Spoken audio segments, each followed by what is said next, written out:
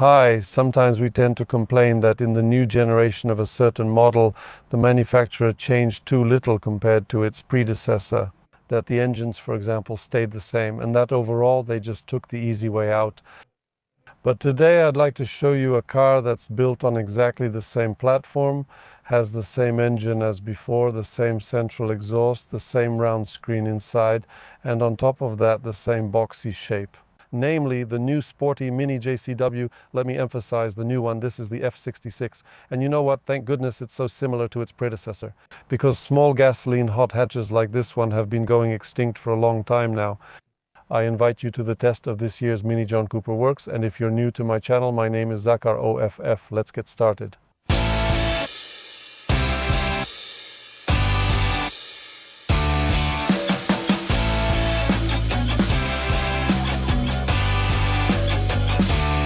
At the same time, the first electric version of the John Cooper Works also debuted. Finally, we've been waiting for this.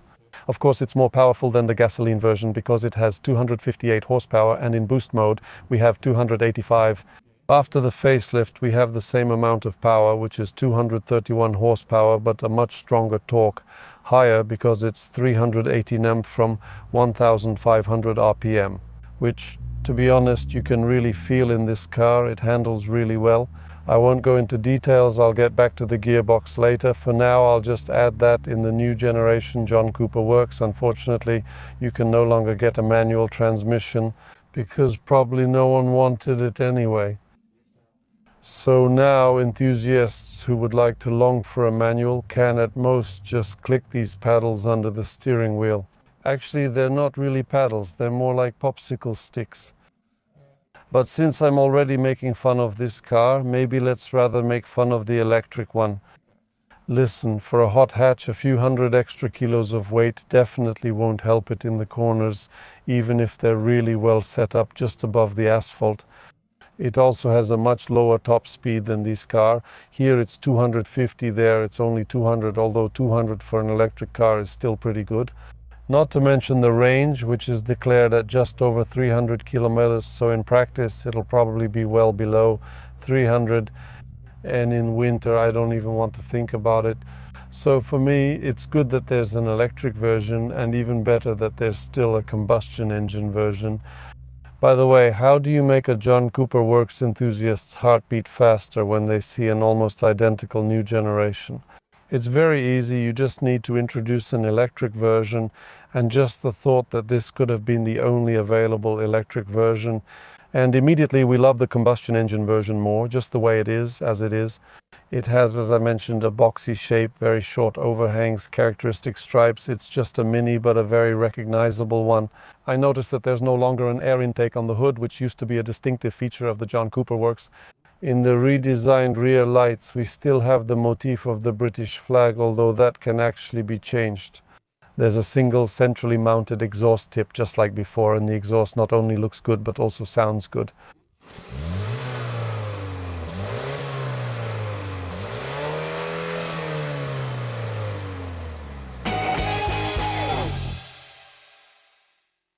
Still, coming back to the lack of a manual, of course, that's a big oversight, but if we look at the hot hatch market, it's shrinking and will soon disappear completely. So what then? We still have the Golf Grand Touring injection, which is now only available with an automatic, the Leon Cupra, which is also only available with an automatic. What else do we have there? Basically, in this price range, similar to the Mini when it comes to manuals, we're pretty much done. We're only left with a higher league when it comes to price, not size. Well, there's the Yaris, which is available with a manual, but that's a higher league technically as well, just like the Honda Civic Type R, which is also available with a manual. But price-wise, it's also in a completely different league. So you could say that in this price range, let's say around 150, 160,000, there's nothing to dream about a hot hatch car with a manual gearbox. That's just how it is. In the center of the cockpit, there's still a round display that's been there for years, serving many functions.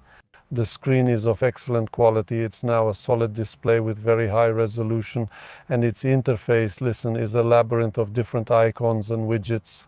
I think it was about a year ago the last time I tried to get through it unsuccessfully, but I have to admit it's a nice, stylish and unique solution. The round dial is one of a kind and serves as one of its distinguishing features. But look, unfortunately, Android Auto only opens here in a small rectangular window.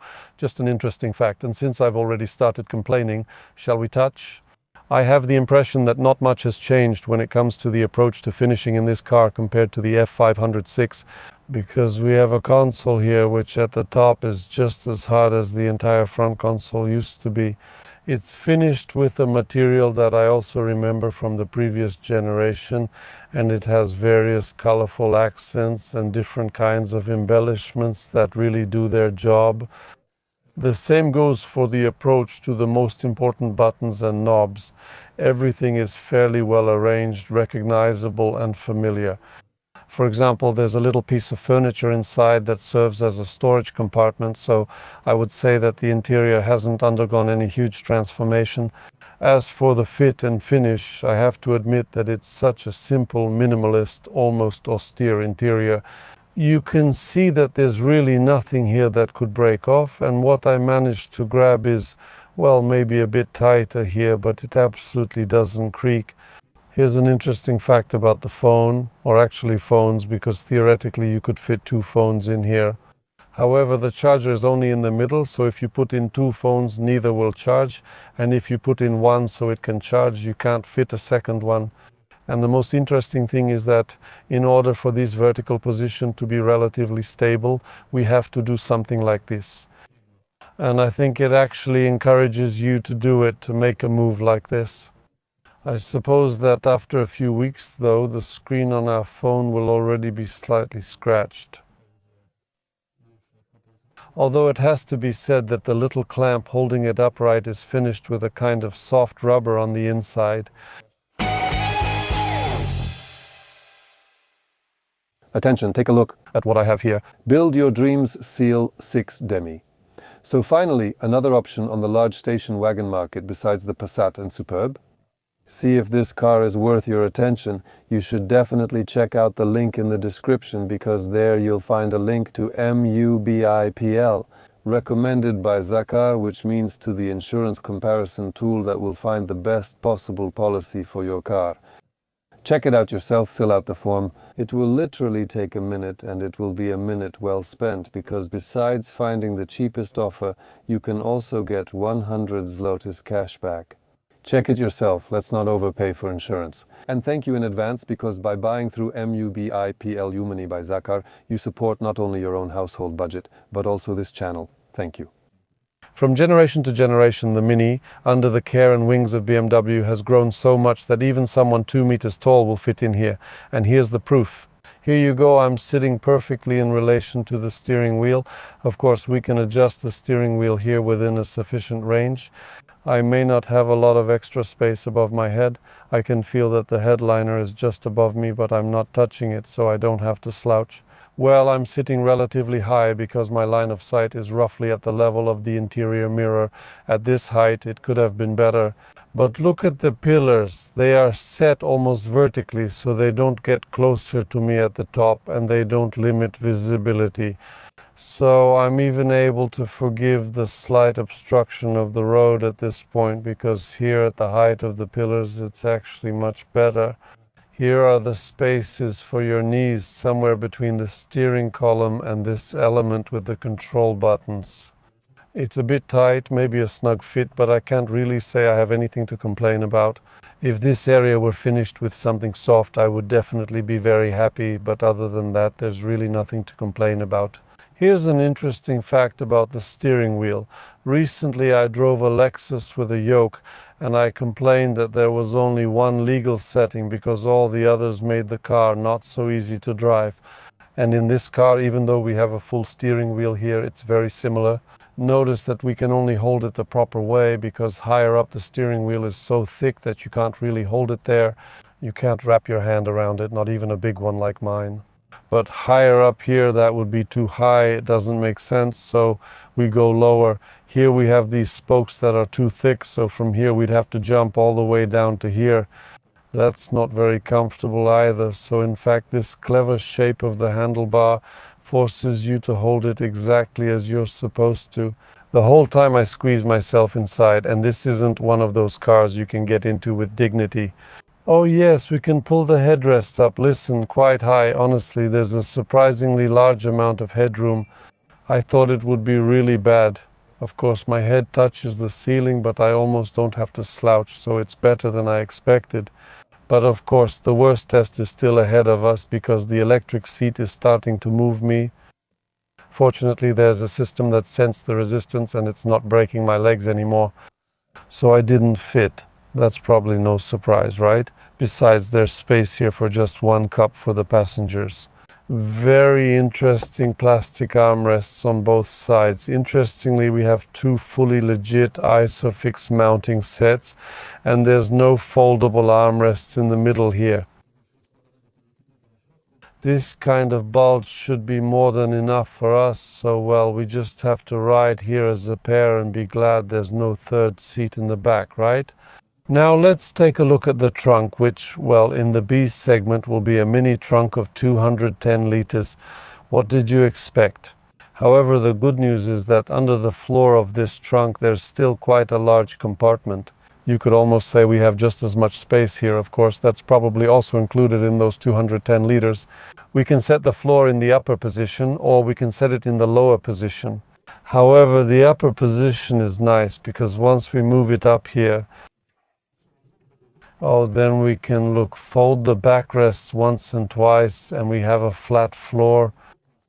725 liters, quite a lot for a Mini.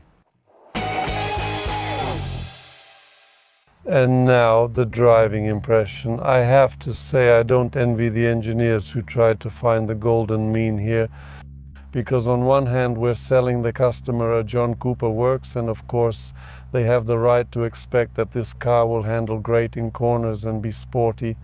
On the other hand, try selling him a car that's perfectly sporty but bounces on every bump. And here, as if on cue, we have a few of those. Here you go, and a few more. Exactly, they're there, you can feel them, but you can't really say that they make life unbearable. Exactly, they had to find the golden mean, and in my opinion they managed to do it pretty well, mainly thanks to the very good decision to get rid of the Ron flat tires. Thanks to that, this car now handles smaller bumps much better, simply because of the different tires. So when it comes to medium bumps on the road, they're already dampened and we feel a bit more comfortable in it. However, when it comes to corners, I have to say that this car gives us 100% feedback. It fulfills the promise of go-kart driving fun. Not because it handles perfectly like a go-kart, because the Moose test was surprisingly jerky, as if the steering system didn't turn as quickly as the rest of the suspension could keep up with it. But the truth is, no matter how we turn, no matter how we throw this car left and right, tighten the corner, take our foot off the gas, or accelerate in a turn, it always handles just as horizontally. But coming back to the Moose test, well, indeed the steering system is very responsive, and that's regardless of whether we're driving in sport mode or not. So if we yank the steering wheel hard to the left, it will sharply, uncompromisingly, and unconditionally throw itself to one side. Then if we don't drive even a little bit straight but immediately yank it to the right, then the car starts to dance gently on the road, so much so that from the outside you can see that one wheel lifts off the ground. I didn't expect that. I thought it would find its golden mean even in this maneuver, especially since it's done at 50 km/h and it should handle it more gracefully. None of the electronics kick in at all. He thinks he's handling it, but I think he's not really handling it completely. That's because the steering system is simply too sharp for what the tires or the whole suspension can actually handle in such a very fast action. Because when it comes to long corners, long bends, or just regular turns taken very aggressively with even more tightening, this car handles it 100%. Honestly, what I haven't figured out or reached yet, and I think if I went to Torto sooner or later it would come up, is that instead of 4-piston, I was taking. because here we ended up with, let's say, more civilian brakes, which, as I said, as long as we don't go to Torto, we probably won't notice. However, you have to keep it in mind, remember it when we really start pushing this car hard, more sharply, that these brakes are less sporty than in the previous generation. It's also worth mentioning the boost function, which for 10 seconds makes this car more sporty. Here the countdown begins, everything looks great, and the car actually behaves a bit more sporty. But generally I don't use it for a very simple reason, because it provokes it even more to pretend. Popcorn with the help of speakers in the back. It's so lame, it's so hopeless, those popcorn-like sounds from the supposed exhaust that come from the back, from behind your back.